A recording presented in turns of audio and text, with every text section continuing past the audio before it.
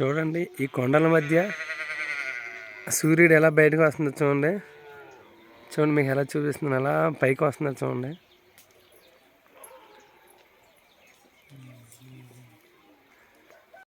చూడండి ఎంత అలా ఉన్నాడో ఆ కొండల మధ్యలో.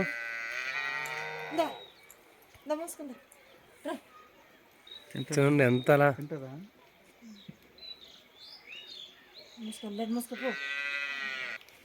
చూడండి ఎలా పైకి వస్తున్నాడు చూడండి.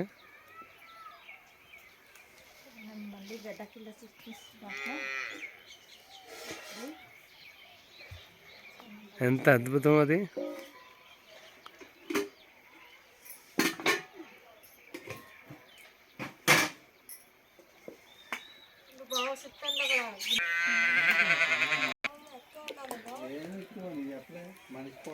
చూడండి ఎంత మార్నింగ్ అంటే 7 అవుతుంది టైం. ఇక్కడ 7 అవుతుంది. ఇప్పుడు ఇక్కడ సూర్యుడు మనకు కనిపిస్తున్నాడు అనమాట. మనకైతే 7 అయ్యేసరికి బాగానే కనిపించవచ్చు. కాకపోతే ఈ కొండల మీద ఎంత టైం పట్టిందనమాట. మన ఇంత పైన ఉన్న సూర్యుడు పైకి రావడానికి.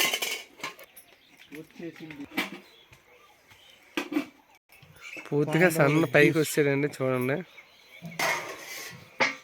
50 రూపాయలు అది అయితే 100 దాటి. అవును పర్వాలేదు.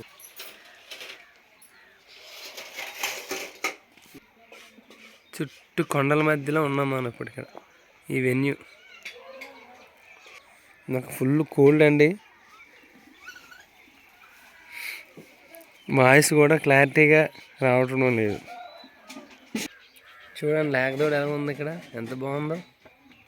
మేము నిన్న నైట్ స్టే చేసిన హౌస్ అండి ఇది. ఎలా ఉంది చూడండి.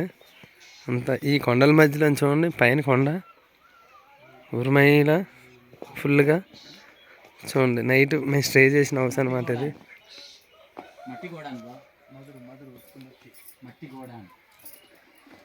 ఇది ఏంటంటే మట్టితో కట్టిన ఇల్లు ఇది. అసలు ఏం వేయరు. పైన అయితే రేకులు వేసారు, కానీ పైన ఇప్ప చెట్టు ఉందండి దీని ఇంటి దగ్గర బయట. ఇది కోళ్ళు కూడా అంటే ఇది చూడండి ఎలా ఉందో. ఇప్పుడు మనం ఉన్న ఇంట్లో ఎంట్రన్స్ అనమాట. చూడండి ఎలా ఉందో ఈ ఎంట్రన్స్. ఈ మొత్తం చుట్టుపక్కల ఏంటంటే ఇవన్నీ పొలాల కొండల మధ్య నది ప్రవహిస్తుందండి ఇక్కడ. చూడండి నది అది పైన కొండల్లో నుంచి ఏంటంటే వాటర్ వస్తుందండి. చూడండి సూర్యుడు ఫుల్గా బయటకు వచ్చాడు. ఇది ఎంట్రన్స్ అనమాట. భైరవుడు ఎలా ఎదురు చూస్తున్నాడు. టామీ చూడండి ఈ ఇల్లు ఎంట్రన్స్ అనమాట. ఇది ఎంత ఖాళీగా ఉంది చూడండి. వీళ్ళు ఏంటంటే ఇది కళ్ళంలో ఉంటుంది. పప్పు దినుసులు అవి ఎండబెట్టుకుంటారంట ఇక్కడ. ఎంత బాగుంది చూడండి ఎంట్రన్స్.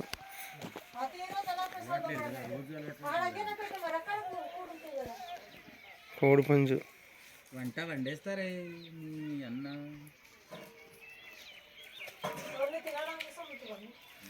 చూడండి చెట్టు అది ఎంత బాగుందో. ఇది ఇల్లు అనమాట వాళ్ళది.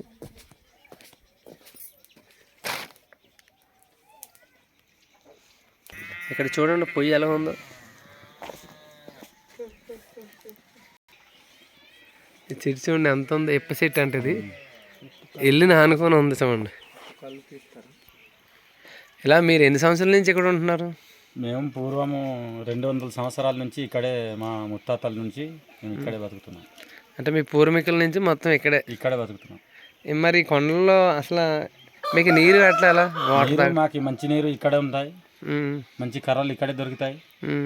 మొత్తం ఈ కొండల నుంచి తెచ్చుకుంటారు. కొండల నుంచి కందులు పండుతాయి, సామలు, సోలు, ధాన్యం అన్ని పండుతాయి. దాని ద్వారా మేము బతుకుతాం. మేము కొనుగోలు వేరే సామాన్ లేదు, కొనుక్కోము. అన్నీ మా దగ్గరే పండుతుంది. వారానికి ఒకసారి బట్టలు కానీ ఆయిల్ కానీ పందార టీ పొట్ల మిలాడిది కొనుక్కుంటాం. వేరే సామాన్లు అన్నీ మాకు పండుతుంది. మీరు మార్కెట్కి వెళ్ళి కొనుక్కునేది టీ పొడి, టీ పొడి, పందార బట్టలు కారం ఉప్పు. కారం ఉప్పు, కారం కూడా కొనం మేము. మీరు కారం కూడా కొనరు ఇక్కడనే? మేము సాల్ట్ ఆయిల్ అంతే. ఓకే, సాల్ట్ ఆయిల్, మిగతా అన్నీ ఇంకా మీరు సొంతంగా పండించుకుంటారు. సాల్ట్,